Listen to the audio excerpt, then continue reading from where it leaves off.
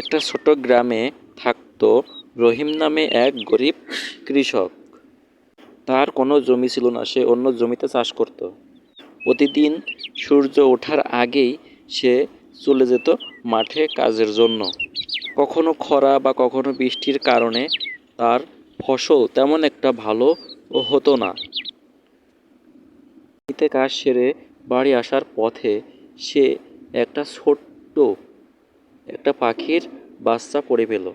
নিজে কষ্ট থেকেও সে পাখির বাচ্চাটাকে খুব আদর যত্ন করে সে বড় করল। পাখিটি অল্প দিনেই অনেক বড় হয়ে গেল এবং সে তার মুক্ত আকাশে উড়ে গেল।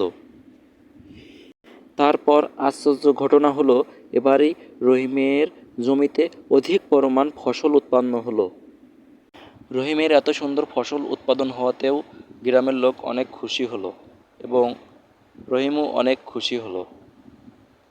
তাই অবশ্যই সঠিক পথে থেকে কাজ করলে অবশ্যই সফলতা একদিন পাওয়া যায়। তাই আমরা সবাই সঠিক পথ থেকে কাজ করব।